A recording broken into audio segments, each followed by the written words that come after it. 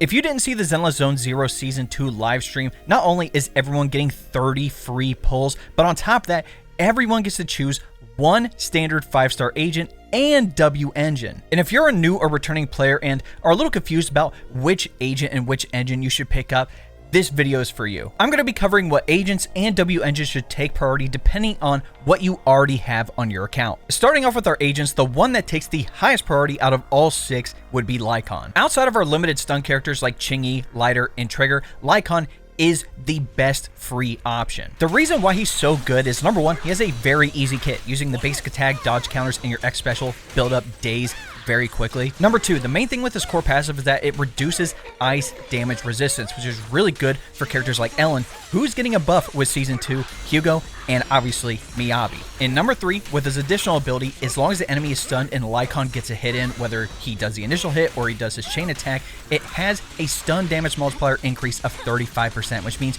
you're going to do more damage to that stun target. Also, if you already have Lycon and you don't care about getting any of the other agents, I would highly recommend his M1, which allows his X special attack to do even more days. Just to reiterate, especially if you're a new player, Lycon is a must-have out of all of these standard agents. Now, if you already have Lycon and you have him built well and you want a different agent, Rina is going to be your second best option. Now, technically, Rina and Lycon can work in the same team because they're under the same faction, but Rina does something a little bit different. Rina is one of the more unique characters in the game that has a focus around pen ratio, which ignores a percentage of the target's defense based on the pen ratio stat when attacking the enemy. Basically, what this means is that her kit allows your team to ignore enemy defense to get more damage in. With her core passive, as long as you attack with Rina, she's not only going to increase her own pen ratio, but the entire squad's. And with her additional ability, not only does it increase the duration of shock inflicted on the enemy, but when shocked enemies are on the field, all squad members' electric damage increases by 10%, which is really good for characters like Yanagi, Soldier Zero Ambi,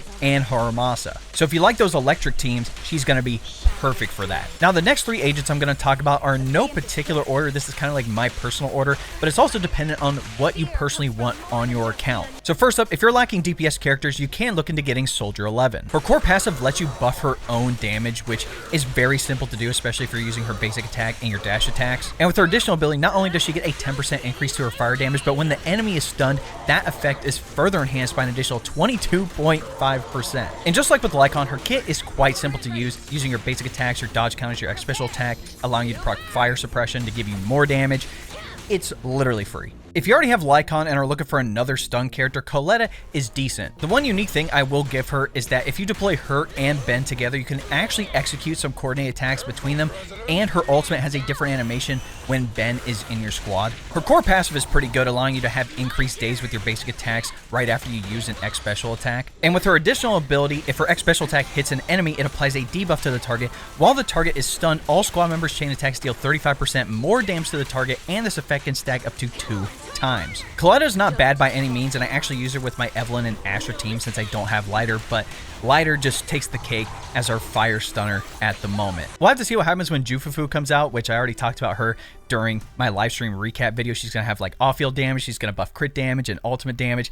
I think Jufufu is going to be really good. So if you don't want to pull for Coletta and save for Jufufu as your fire stunner, you may want to do that. If you don't want Soldier 11 or Coletta, you can look into Grace, the one anomaly character that's in the standard 5 stars. If you like those electric or anomaly teams, Grace is decent. Again, we already have a lot of good anomaly characters like Jane, Bernice, Vivian, Yanagi, and obviously Miyabi. But for a free character, she's pretty good. Essentially, with her core passive, every time you get a hit in, it gives you a stack of zap, and when it's full, you can use your special or X special attack to have even more electric anomaly buildup. And with her additional ability, as long as she hits the target with her X special attack, the next shock proc will have increased damage, and that can stack up to 2 times. And finally, getting to the last agent on this list, Nekomata. She's an attack character, which means she's meant to be at DPS, but her kit is a little different, especially when compared to Soldier 11's, which I think is a lot easier for people to use. Her core passive is decent, allowing you to increase your own damage by using a dodge counter or a quick assist, but her additional ability relies on you proccing assault, which does give her X special attack a damage increase, which can stack up to 2 times. And the only way to proc assault easily is by using a physical anomaly character like Jane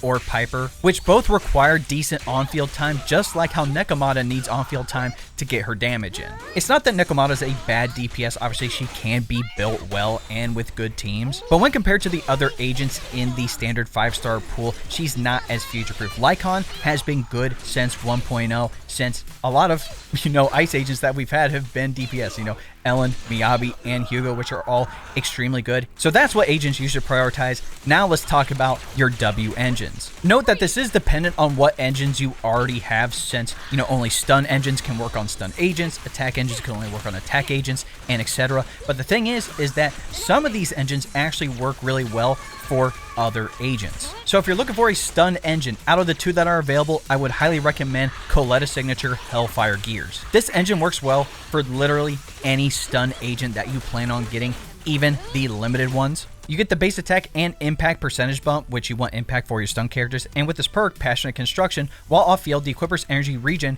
gets an increase, and when using an X special attack, the equipper's impact is increased by a percentage for 10 seconds, stacking up to 2 times. With both Lycon and Coletta using their X special attacks to get massive amounts of days in, this engine works really well on both of them. Now Lycon's the Restrained isn't a bad option either. You do get the base attack and impact percentage bump, and with this perk Binding Change, it has more of a focus around your basic attacks being able to have increased damage and days. And this engine can work on other agents as well, but I think Coletta's is just more universal. Now if you're going for an attack engine, you do have 2 options, and even though Steel Cushion, which is Nekomata's signature, does have a crit rate percentage bonus, which is obviously a stat that everyone wants to go for, I think Soldier 11 signature, the Brimstone, is more universal. With Steel Cushion, you get the base attack and the crit rate percentage bump, but his perk is weird. Metal Cat Claws, you get the physical damage increase, which is good, and the equipper's damage increases by 25% when hitting the enemy from behind. Now, I don't know of many characters that attack, the enemy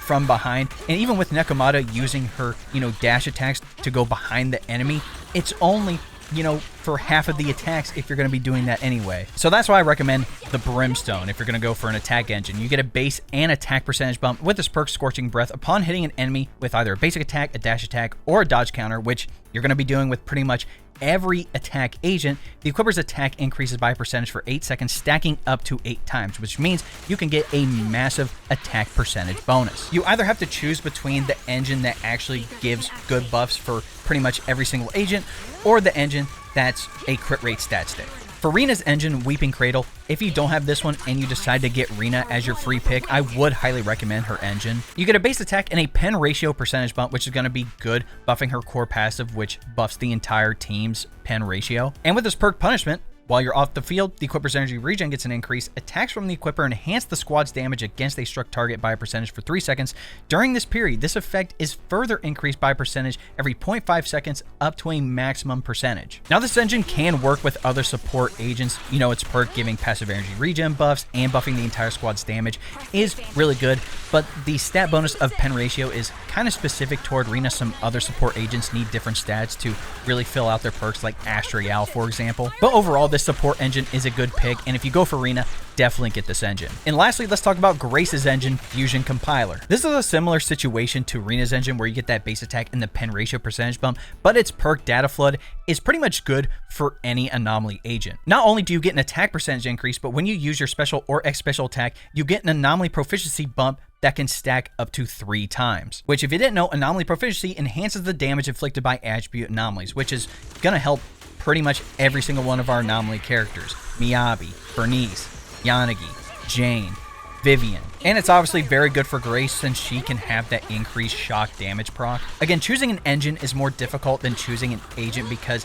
there's not necessarily one engine that's better than the other. They all fall into their own categories because of their specialities. And so really prioritize what engine that you want, especially if you're going to be looking at future characters. But that, ladies and gentlemen, are the free standard 5-star agent and W engines you should pick up when Season 2 drops. Again, you get 1 standard character and 1 W engine for free, so choose wisely. But let me know what you guys think in the comments. Again, banners this time around, we have Yizhuan and Ash Riao in the same banner, plus a higher drop rate for the new A-rank character, Pan, the big panda dude, Jack Black essentially? Or are you going to be saving for the second half where we're getting Jufufu and Caesar King's rerun? In any event, if you enjoyed this video, be sure to drop a like on it, subscribe to the channel, and turn on that bell next to notifications so you don't miss out on any other Zenless Zone Zero content we have coming out on the channel. If you didn't know, we live stream here on the channel and also over on Twitch. That link will be in the description. There are drops occasionally for Zenless Zone Zero, so if you want some extra polychrome and some other rewards, be sure to tune in to the stream. Also, be sure to join my Discord. If you got a great stat roll, if you have a good build going for a character, if you have a clip you want to share, we have an entire channel dedicated to Zenless Zone Zero. But we also talk about a variety of other games on top of PC tech,